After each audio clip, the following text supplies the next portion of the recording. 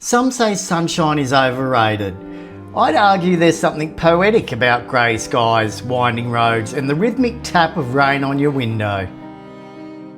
Especially when you're heading somewhere as old and charming as Chester, where the buildings are crooked and the history is rich, and the weather, it's consistent.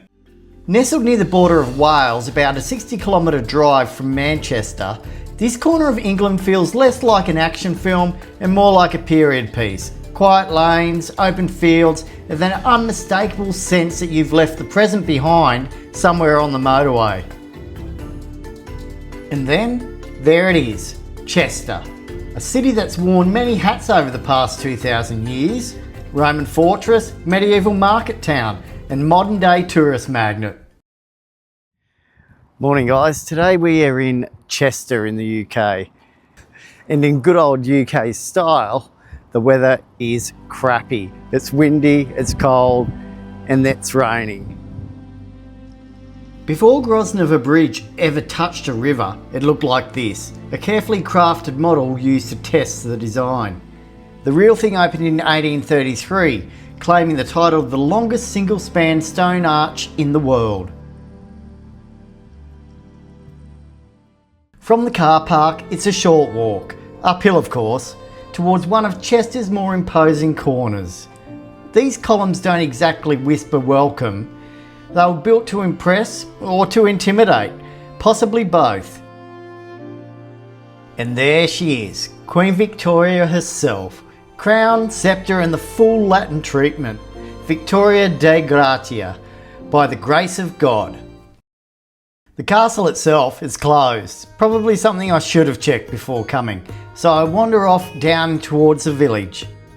A short wander and I come across this beauty, ye old King's Head, built in 1622 and still standing proud. It's half timbered, fully historic and depending on who you ask, mildly haunted. 6 ghosts apparently, though I didn't spot any, not even at the bar. As you head further into town, Chester starts showing off again. This is Newgate. Built in the 1930s, you'd swear it was a few centuries older. It's part of the city walls, a Roman idea with a medieval makeover, blending right into the city's rhythm. Just off the city walls, you'll find the Roman Gardens, a patch of calm in the middle of Chester's history tour. They were laid out in the 1940s, but the ruins themselves, much older. These are the remains of Roman buildings, columns, bathhouse fragments, bits of mosaic, gathered from around the city and brought here to rest in style. It's a bit like a museum, but outdoors and you can touch things. Just across from the gardens, things open up dramatically. Chester's Roman Amphitheatre, the largest known in Britain. 2,000 years ago, this would have been packed with up to 8,000 spectators, all watching whatever passed for a good time in the 1st century. Military training, public ceremonies, and probably a bit of violence. And just off to the side, an altar to Nemesis, Roman goddess of justice and revenge. Not exactly like pre-show entertainment. Just beyond the amphitheatre, the skyline shifts again. This is the parish church of St John the Baptist. It dates back to the 11th century, though much of what you see now is a patchwork of time, rebuilds and good old medieval ambition. These are the ruins of the southeastern chapel, once part of a much grander cathedral that didn't quite survive the centuries. Bits of it collapsed in the 1500s, the rest was brought down by time, weather and the usual medieval maintenance issues. Now it's open to the elements, a quiet, windswept spot where history feels less like a monument and more like a memory.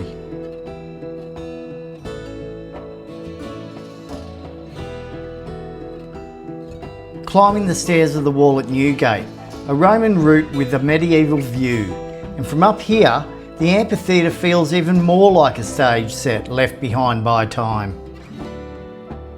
This section of the wall has had 3 gates over centuries. First Roman, then medieval, and finally the version you see here today.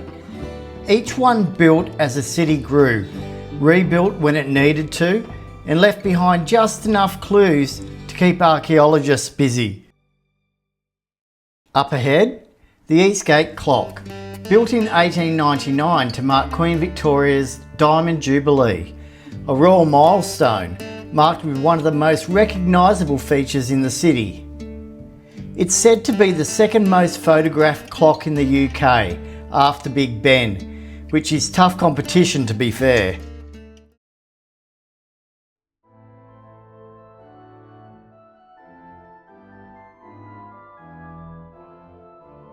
This stop, Chester Cathedral. Its sheer size is overwhelming. From a distance, Chester Cathedral dominates the skyline, centuries of faith carved into stone. Out front, a quiet reminder, 1939 to 1945, a memorial to those who never come home. Step inside and the weight of history only deepens. Everything slows down. Light filters through stained glass, quiet, colourful and slightly dramatic. The cathedral's up ahead and it's not exactly subtle. Inside, it opens up, arches above, silence below. Rows of chairs face the altar like they're waiting for something or someone. Soft pink light catches across, carved, detailed and front and centre. Behind it, gold organ pipes rise like a backdrop of sound waiting to happen. Tucked to the side, a quiet nativity scene, simple and still. The tile floor leads on, bold colours, repeating patterns, gliding you into another quiet corner of the cathedral. Now, Chester Cathedral wasn't always a cathedral. It started life as a Benedictine monastery. It only became a cathedral in 1541 after Henry VIII dissolved the monasteries and decided to repurpose it. Back outside and it's still wet. Fortunately for me, my appetite isn't. Welcome to Chester Market. Warm, buzzing and full of very good reasons to be hungry. There's a proper mix here. Street food, local favourites and a few things I can't pronounce. I play it safe with some chili con carne mac and cheese and some sweet potato fries. Delicious.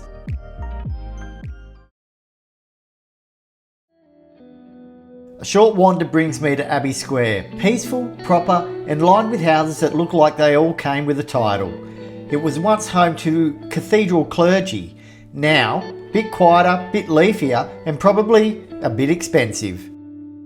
And then this elephant.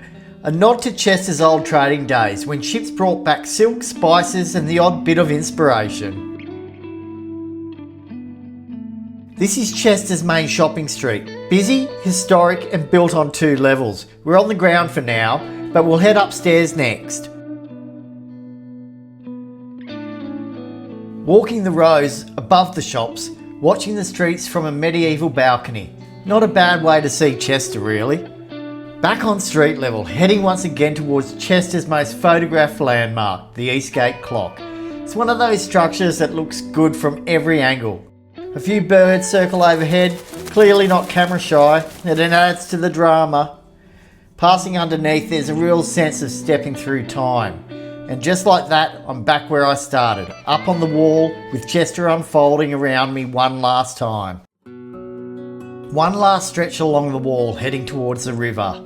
The rooftops thin out, the trees start to take over, and you can hear the water long before you see it. The River Dee, the sound of rushing water, a bit of calm after all those cobblestones. That's the old Dee Bridge, centuries old and still carrying traffic.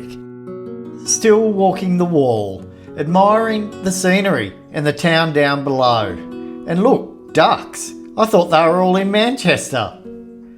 There is such a mix of old and even older buildings here in Chester.